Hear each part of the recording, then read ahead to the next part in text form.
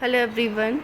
So in this session we will discuss about the magnesium. Okay, already actually this is your last topic. We will continue the topic. The topic is the minerals. Okay.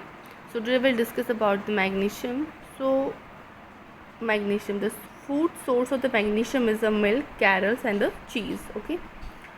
So generally what is the magnesium? Actually the magnesium is electrolytes, or we can say it's the minerals actually. Okay, it is a constituent of the bone and present in all the body cells. जो हमारी all the body cells होती हैं उसमें क्या होता है, magnesium presence होता है. इवन हमारी बोन में मैग्नीशियम प्रेजेंस होता है.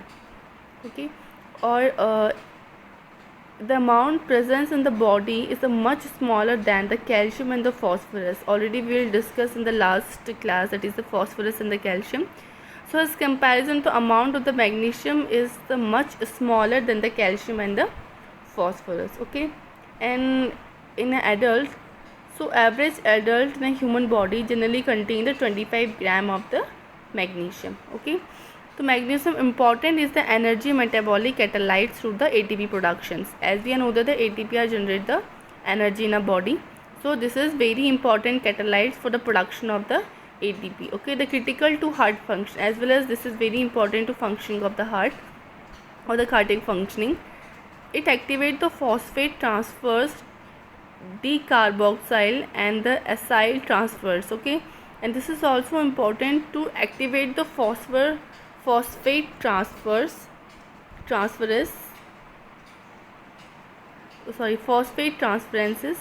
and decarbolysis and the acyl transferase. Okay, now the overall the magnesium homeostasis is 50% of the magnesium stored in the bone.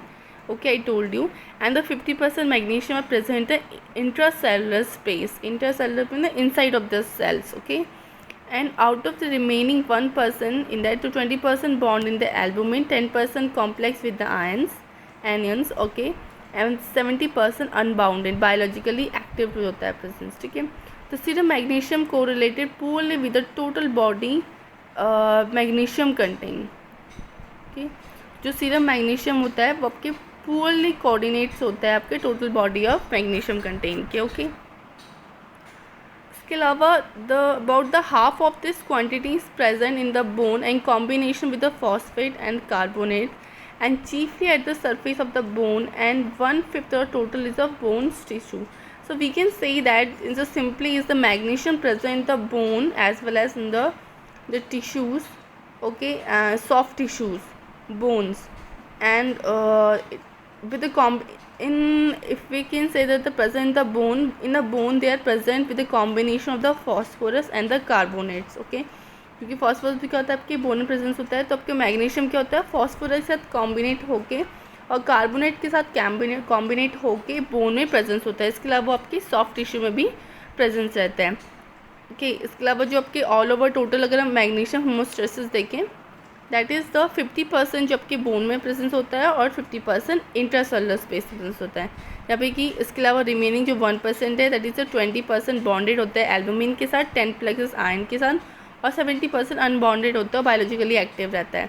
अगर हम सीरम मैग्नीशियम देखें तो वो पुअरली कोरिलेटेड होता है आपके टोटल बॉडी के मैग्नीशियम से. ओके, इसके अलावा एक्चुअली तो what is the function of the magnesium in a body, that is the magnesium is actually is very essential to all over the living cells. Okay, so it is essential to normal metabolism of the potassium और the calcium. जो हमारी body में जो potassium और जो calcium होता है उसके मेटाबॉलिज्म में हेल्प करता है मैग्नीशियम. ओके, इसके अलावा मुझे हमारा स्ट्रक्चर स्केलेटन का जो स्ट्रक्चर होता है उसके डेवलपमेंट में मैग्नीशियम इंपॉर्टेंट होता है. प्रोटीन के सिंथेसिस में मैग्नीशियम इंपॉर्टेंट होता है. ओके, ये एंजाइम, ये एक मीन्स एक्टिवेटर एंजाइम है. आई टोल्ड यू ये इंपॉर्टेंट होता है एटीपी के लिए. ठीक है, एटीपी के एनर्जी प्रोडक्शन में भी हेल्प करता है because it is regulate the nerve impulses and muscle contractions. Muscles के कॉन्ट्रैक्शन में भी इंपॉर्टेंट होता है और नर्व इम्पल्सेस के लिए भी इंपॉर्टेंट होता है.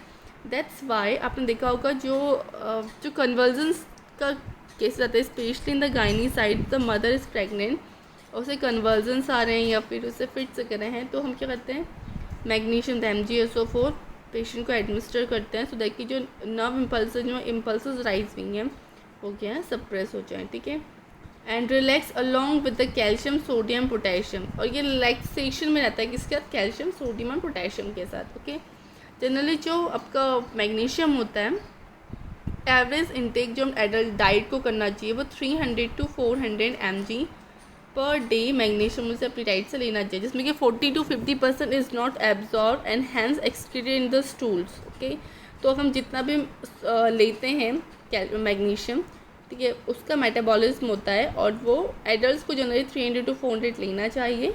और अगर एब्जॉर्प्शन का देखें तो इसका एब्जॉर्प्शन क्या होता है, सिर्फ 40 to 50% ही होता है, बाकी वो एक्सक्रीशन में चला जाता है। ठीक है, about 1/3 of amount it excreted in the urine also. Faeces और यूरिन दोनों तरीके से करता है, मैग्नीशियम आउट होता है बॉडी से। The source of magnesium already I told you, cereals, milk, okay, wheat, soybeans, bajra, okay, actually these are the good source of magnesium. और green leaf vegetable also, fruits, egg, meat, fish, these are the source of magnesium. Okay, now we'll discuss what is the deficiency of the magnesium. So its deficiency may occur in the chronic alcohol, जो लोग chronic alcohol होते हैं, या जिनको cirrhosis of liver की problem है, या protein energy माल nutrition है, माल एब्जॉर्प्शन है, अगर उनको डेफिशिएंसी होती है मैग्नीशियम की, तो ये मीन्स उनको एक्चुअली डेफिशिएंसी होती है मैग्नीशियम का। जिनको पीएम होता है या माल एब्जॉर्प्शन के सिंड्रोम होता है, जो कुछ भी खा रहे हैं उनकी बॉडी में लग नहीं रहा, एक्चुअली उन्हें क्या है, मैग्नीशियम डेफिशिएंसी है बॉडी में। ठीक है, या सिरोसिस जो लीवर है, या फिर क्रोनिक अल्कोहल से। ठीक है, the clinically feature develop more the depression होता है, मस्कुलर वीकनेस होती है, नर्व इरिटेबिलिटी होती है, वर्टिगो, फेंटिंग होती है, डिलीलियम होता है, कन्वर्जन्स आते हैं। ओके, अगर हम हाई इनटेक करते हैं मैग्नीशियम का, तो इसमें क्या होता है, पर्सन्स को थर्स्ट होता है, feeling of excessive warm and drowsiness की फीलिंग होती है, एंड एडमिनिस्टर, जिसमें क्या करते हैं हम कैल्शियम, एक्चुअली मैग्नीशियम क्या है, एक कैल्शियम का एंटीडोट है, कैल्शियम क्या है, मैग्नीशियम का एंटीडोट है। यानी कि अगर हमारी बॉडी में मैग्नीशियम इंक्रीज हो जाए, हाई अमाउंट हो जाए, और हमें ये सब प्रॉब्लम्स हो रही है, ड्राउजीनेस हो रही है, कन्वर्जेंस हो रही है, या फीलिंग्स हो रही हैं, एक्सेसिव फीलिंग ऑफ वार्म हो रही है, या थर्स्ट हो रही है, तो हम क्या करते हैं, कैल्शियम ग्लूकोनेट्स देते हैं। ठीक है,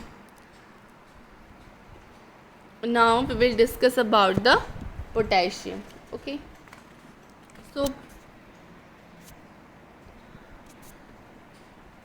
potassium is like a sodium chloride and bicarbonate ion playing an important in the osmotic regulation. ठीक है, तो पोटेशियम के आपके सोडियम और आपके क्लोराइड, बाइकार्बोनेट आयन की तरह क्या होता है, इंपॉर्टेंट रोल प्ले करता है ऑस्मोटिक रेगुलेशन के लिए। ठीक है, बॉडी फूड के ऑस्मोटिक रेगुलेशन के लिए। Sodium mainly found in the extra cellular fluid, but is the potassium in found the intra cellular fluid.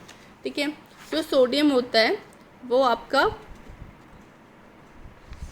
Presence होता है एक्स्ट्रा सेलुलर फ्लूइड में, और जो पोटेशियम होता है वो आपके इंट्रा सेलुलर फ्लूइड में प्रेजेंस होता है। Okay, and it is a play important role to nerve and muscles excitability. Okay, ये आपके नर्व और मसल्स के लिए कितना इंपॉर्टेंट रोल प्ले करता है। It is role in the carbohydrate metabolism, carbohydrate के मेटाबॉलिज्म में क्या होता है, इंपॉर्टेंट होता है। Energy metabolism catalyses ATP production, energy के मेटाबॉलिज्म में एटीपी के प्रोडक्शन में भी पोटेशियम इंपॉर्टेंट होता है, और हार्ट के फंक्शन के लिए भी पोटेशियम इंपॉर्टेंट होता है। एज वी एन होता है, जब कंडक्शन होता है हार्ट का, तो 4 फेजेस में कंडक्शन होता है। जब पोलराइजेशन डीपोलराइजेशन की प्रोसेस होती है, तो जब सोडियम एंटर करता है एक्स्ट्रा सेलुलर से इंट्रा सेलुलर में, तो पोटेशियम क्या होता है, इंट्रा सेलुलर से एक्स्ट्रा सेलुलर में मूव ऑन होता है।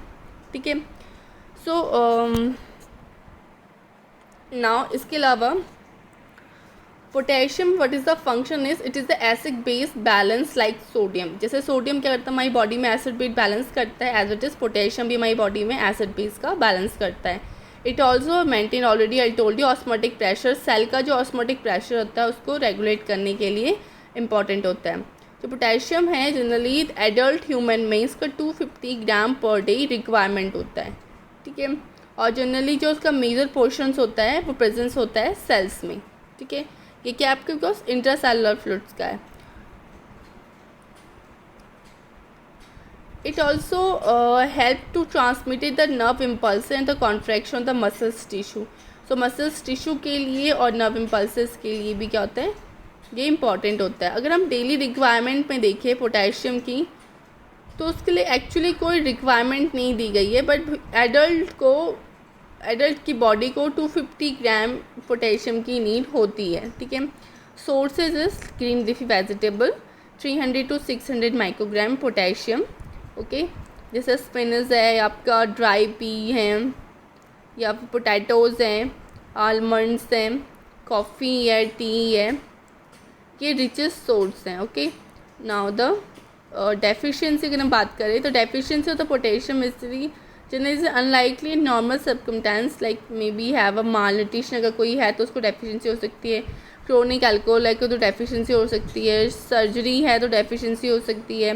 पेशेंट अगर डायूरेटिक्स है, अगर डायूरेटिक्स में है, मान कोई मेडिसिन ले डायूरेटिक की, तो भी क्या हो सकती है, डेफिशिएंसी हो सकती है, क्योंकि बॉडी से क्या होता है, एक्सेसिव इलेक्ट्रोलाइट्स आउट होते हैं, जैसे डायलिसिस के पेशेंट्स में, ठीक है। Symptoms are the same in sodium deficiency की, जैसे वीकनेस, मसल्स क्रैम्प्स होते हैं, वैसे ही क्या होते हैं, पोटेशियम्स के भी सिम्टम्स अराइज होते हैं।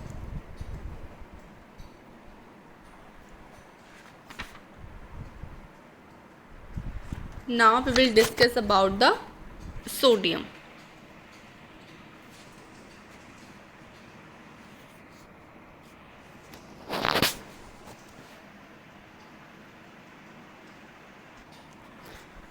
So sodium, as I told you already, sodium is an extracellular fluid, okay. Sodium chloride or the common salt is a daily ingredient in our diet. Sodium क्या होता है, जनरली हम daily अपनी diet में लेते हैं। Sodium is the only minerals which is taken more less pure from additional amount present in the natural fluid. तो जो नेचुरल फ्लूइड में जनरली क्या होता है, लेस प्योर अमाउंट में प्रेजेंस होता है sodium. Sodium found in all over the body fluid में सोडियम प्रेजेंस होता है, ठीक है। एंड एडल्ट बॉडी में 100 ग्राम सोडियम प्रेजेंस होता है, and sodium is a extra cellular fluid, okay. Sodium also excreted होता है हमारी बॉडी से यूरिन और स्वेट के थ्रू। 10 to 15 ग्राम जो सोडियम है, that is excreted daily in a urine. Urine से 10 to 50 gram daily sodium excrete out होता है। और अगर सोडियम एब्सेंस होता है, तो absence of sodium in the urine indicate that the editing the subcutaneous tissues, ठीक है।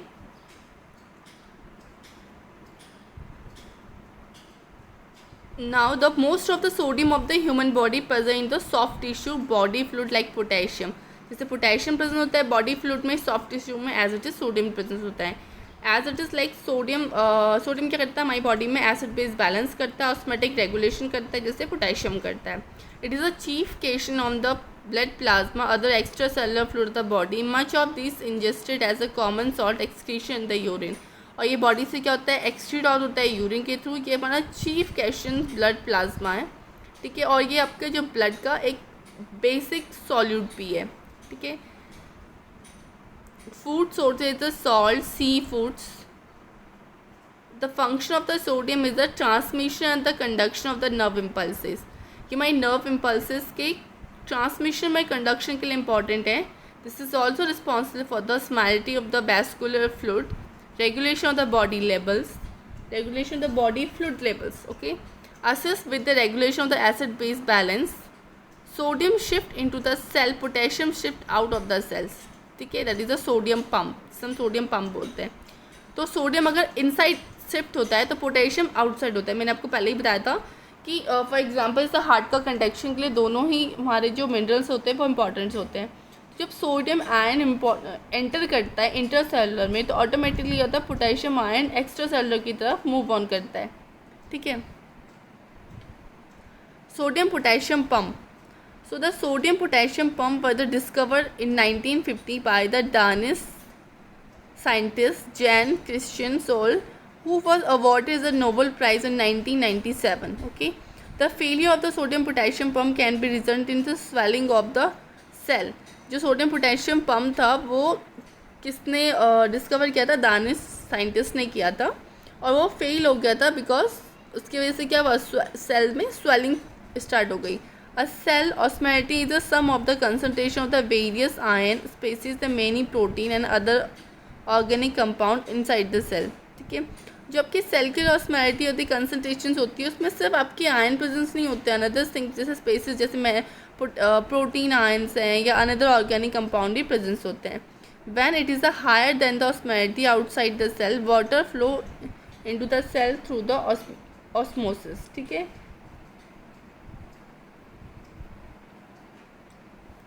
This can cause the cell swell up and lyse. The sodium potassium pump help to maintain the high concentration ion. जो sodium potassium pump होता है वो high concentration ion के लिए important होता है. Furthermore, where the cell is being to swell, this automatically activate the sodium potassium pump. Okay, the sodium potassium pump like this. Okay, the extracellular fluid with the high concentration, that is the sodium extracellular fluid. Cytoplasm with the high concentration of the potassium, that is the intracellular fluid. ये आपको देख रहे, देखो ये cell है, ठीक है, cell membrane दिखा रखा है इसमें. ये एक्स्ट्रासेलुलर फ्लूइड है, ये इंट्रासेलुलर फ्लूइड है. Potassium is intercellular fluid, sodium is extracellular fluid. Okay, अब यहाँ पे क्या हुआ, एटीपी का जनरेशन हुआ, किसके थ्रू हुआ, पोटेशियम और सोडियम दोनों ही क्या उसमें इंपॉर्टेंट है.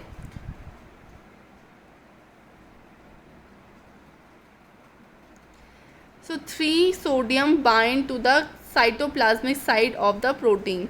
So 3 sodium किस साथ बाइंड हो गए, आपके साइटोप्लाज्म प्रोटीन के साथ बाइंड हो गए. ठीक है. Phosphate is a transfer from the ATP to the protein. और फॉस्फेट क्या हुआ, ट्रांसफरेट हुआ एटीपी से प्रोटीन की तरफ. तो phosphorylation changes the shape of the protein, move the sodium across the membrane. जब सोडियम क्या करती है, मेम्ब्रेन को क्रॉस करती है, तो उसमें क्या होता है, फॉस्फोराइजेशन चेंजेस होते हैं. ठीक है, शेप चेंज होता है प्रोटीन का. And potassium bind to the protein cause the phosphate release. ठीक है, फॉस्फेट को रिलीज करने के लिए सोडियम पोटेशियम क्या होता है, बाइंड होता है प्रोटीन के साथ.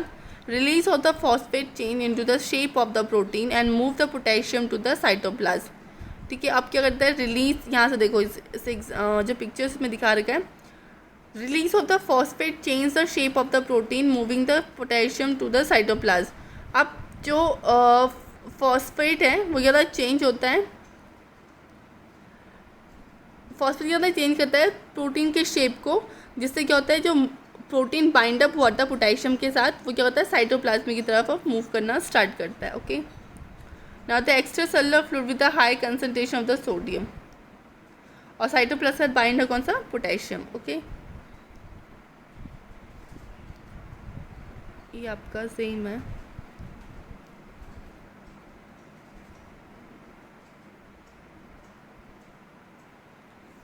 ओके, इसके अलावा I will not tell you all this slide because in this slide is not in your syllabus.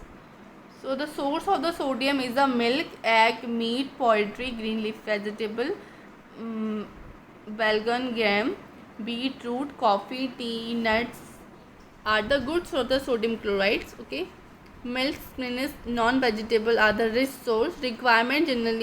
Requirement of the sodium depend upon the climate and the occupation of the person. Recommended allowance as a children's go 5 to 10 grams, adults in this 10 to 20 gram, and pregnant ladies for 10 grams. Okay, sodium, another function of the sodium is the mainly irritability of the nerve and help to the muscle contractions, also maintaining and organizing the heartbeat. Okay, and maintain the fluid and electrolyte balance. Now we will discuss about the chloride. Okay, the chloride, the food source is the salt, seafoods. The chloride is a principal ions of the fluid body. क्या है, principal ion से आपका fluid body का.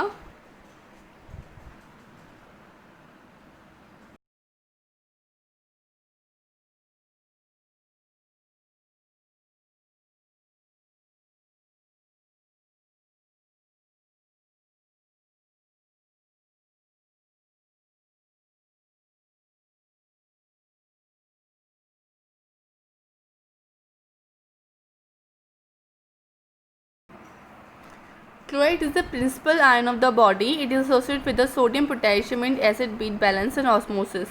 So chloride क्या करता है, आपके sodium potassium को हेल्प आउट करता है और एसोसिएट होता है एसिड बेस बैलेंस को मेंटेन करने के लिए बॉडी में, एज वेल एज ऑस्मोसिस के लिए, ठीक है।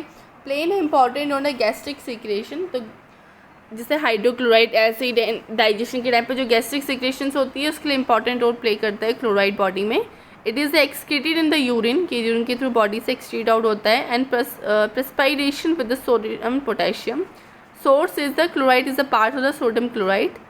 With the excretion of the fish meat, chloride contain the most of the fluid in very low, rarely lacking dehydration due to the water deficiency. ठीक है, बॉडी में chloride की ऐसे कोई डेफिशिएंसी नहीं होती, अगर बहुत ज़्यादा होती है तो डिहाइड्रेशन के टाइम की होती है, वाटर डेफिशिएंसी की वजह से होती है, ठीक है।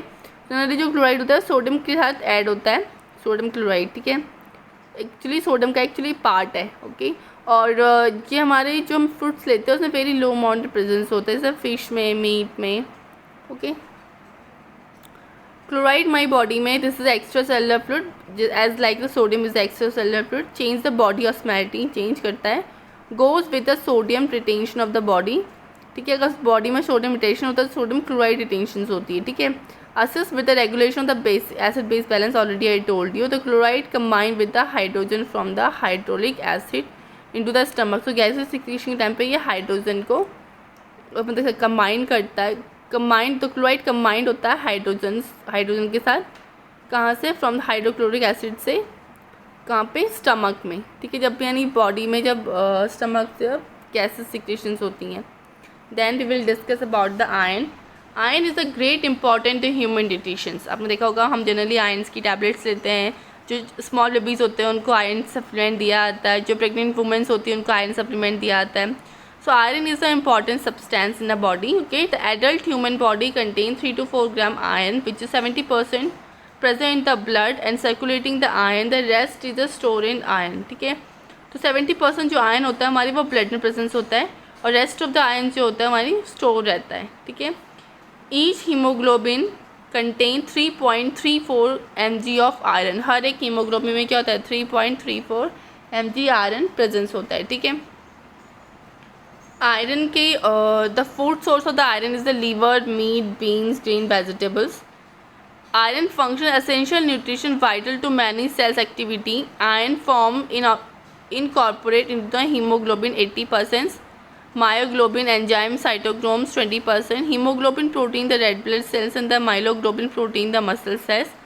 Iron present in the Hb in the Fe2 plus state. The organic heme iron 10%, inorganic non-heme iron is 90%. Okay. So generally what is the role of the iron in a body? Carry the oxygen from the lungs to the rest of the body fluid, यानी lungs से oxygen को carry करके हमारी all over the body में supply करना है। Adding the energy production, iron is a constituent of the several enzymes including the iron catalase, peroxidase, cytochromes enzymes, okay. Iron absorption metabolism, ठीक है। इसके अलावा I told you the another function of the iron. This is very important for the central function of the iron is oxygen transport of cell respiration. I told you. Essential part of the several oxidate enzyme. ये oxidative enzyme का एक essential part है, ठीक है। और this is very important to the formation of the hemoglobin, brain development, regulation of the body temperature और muscle की activities के लिए भी ये important होता है, ओके।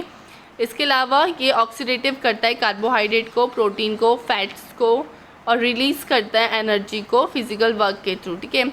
अब्जॉर्प्शन की अगर हम बात करते हैं तो iron the free iron toxic to cell act as the catalyse into the formation of the free radical hand within the cell. Iron the store in the protein complex ferritin major और the haemosiderin, ठीक है। तो iron क्या होता है आपके free iron the toxic, free iron क्या होता है, टॉक्सिक होता है to cell as it act as the catalytes in the free formation of the free radicals, okay. So apophthegm can be take up to 4300 atoms of the iron per molecules.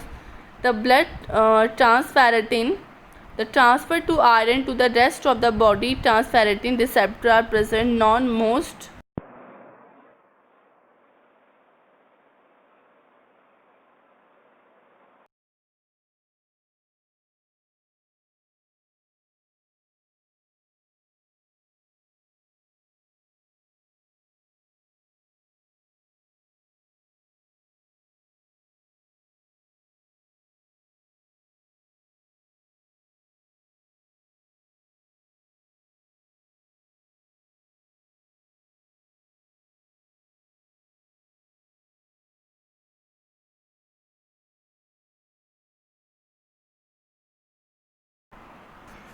So the iron is a ferrite state will have to reduce the ferrous state before the absorption.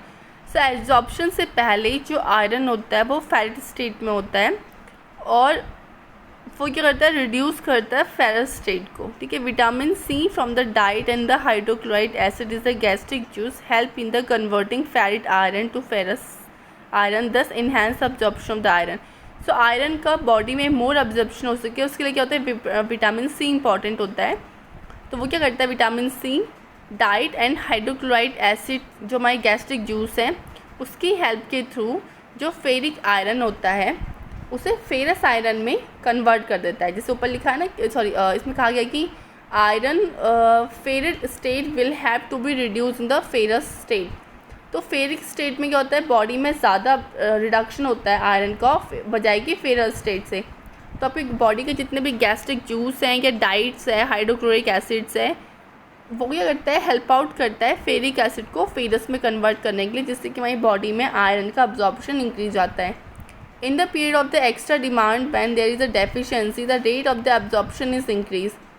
जब extra demand होती है हमारी body में iron की तो उसका absorption का rate automatically होता है, इंक्रीज होना स्टार्ट हो जाता है.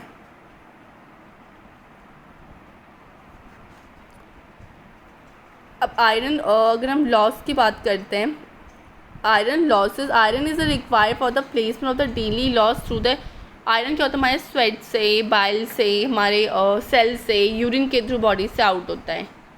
ठीक है. जो वुमेंस होती हैं उनके मेंस्ट्रुएशंस में 1 milligram to 2 milligrams iron loss होता है. ठीक है. इसके अलावा हमारे कोई हैमरेज हो गया, वुंड हो गया, इंजुरी हुआ या फिर वॉर्म इन्फेस्टेशंस है, उसमें भी क्या होता है, आयरन हमारी बॉडी से रिड्यूस होता है. ठीक है. इसके अलावा अगर हम डेली रिक्वायरमेंट की बात करते हैं आयरन की, okay, I tell you the daily requirement. First will complete the absorptions. So MFT factors, the factors associated with the digestion of the meat, fish, poultry that enhance the non-heme iron absorption. Vitamin C, already I told you, this is the important factors. Absorption inhibiting the factors, ये आपके absorption enhancing factors, जैसे vitamin C हो गया या फिर आपकी diet. मैं आपको बोला कि आपका डाइट जो होता है जैसे मीट है, फिश है, पोल्ट्री, वो इन्हांस करता है आयरन को, मतलब बॉडी में आयरन के एब्जॉर्प्शन को. इसके अलावा विटामिन सी क्या करता है, फेरिक को फेरस में कन्वर्ट करता रहता है. सिट्रिक एसिड, लैक्टिक एसिड जो हमें फूड से मिलते हैं, ये एसिड जो हमारे स्टमक से रिलीज़ होते हैं वो हमारे आयरन के एब्जॉर्प्शन को बढ़ाते हैं. शुगर हमारे आयरन के एब्जॉर्प्शन को बढ़ाता है. ठीक है. लेकिन इनहिबिट क्या करता है, कैल्शियम फॉस्फेट. ठीक है. हमारे अगर हम उसके साथ लेते हैं तो आयरन का अब्जॉर्प्शन नहीं होता. जैसे मिल्क है, मिल्क के साथ हम आयरन लेंगे तो अब्जॉर्प्शन नहीं होगा. ठीक है. या फिर जो आपके ग्रेन्स है, वेजिटेबल्स हैं, उसके साथ में लेंगे तो एब्जॉर्प्शन नहीं होगा. इसके अलावा जो आपका फूड एडिटिव्स होते हैं, जैसे हम बहुत, आई टोल्ड यू ना कि फूड को प्रिजर्व करने के लिए हम बहुत से एडिटिव यूज़ करते हैं, तो वो एडिटिव्स यूज़ होने की वजह से क्या होता है, वो आयरन के अब्जॉर्प्शन डिक्रीज़ कर देते हैं बॉडी में. ठीक है.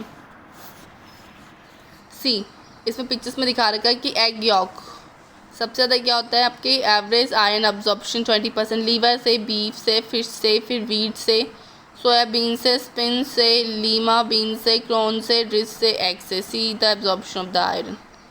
Okay. Iron metabolism, iron deficiency anemia, this is important.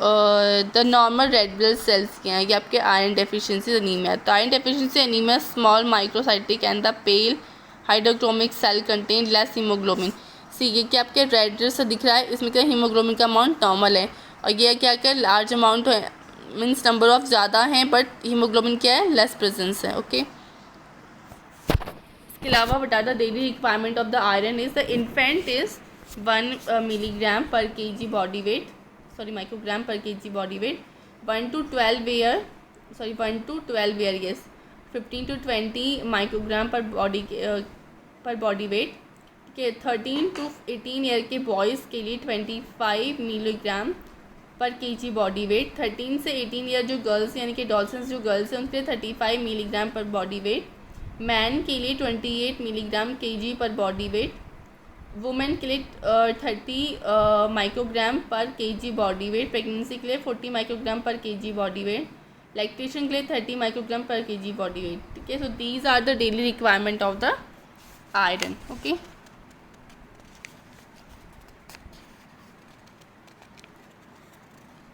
Then actually iron are present in the haem iron और नॉन हीम आयरन हमारी बॉडी में प्रेजेंस होता है, ठीक है. जो हीम आयरन होता है वो प्रोटीन, ग्लोबिन, आयरन प्रेजेंस होता है, जो जनरली हमें फिश, लीवर, इन सब से मिलता है. जो नॉन हीम आयरन होता है वो हमें ऑर्गेनिक मॉलिक्यूल से मिलता है, ठीक है, जिसमें क्या होता है वो फेरिक फॉर्म में प्रेजेंस होता है. इसीलिए जो आपके हीम आयरन, जिसमें आपको पोइट्री, जो फिश वगैरह, लीवर वगैरह, मीट वगैरह होती है, वो आयरन का अब्जॉर्प्शन क्या करता है, बढ़ाते हैं बॉडी में, क्योंकि वो फेरस फॉर्म में प्रेजेंस होते हैं. और जो ये आपके नॉन हीम आयरन, जो ऑर्गेनिक फॉर्म प्रेजेंस होते हैं, वो फेरिक फॉर्म में प्रेजेंस होते हैं, ठीक है. तो फेरिक फॉर्म में लेस अब्जॉर्प्शन होता है, फेरस फॉर्म में ज़्यादा अब्जॉर्प्शन होता है, ठीक है.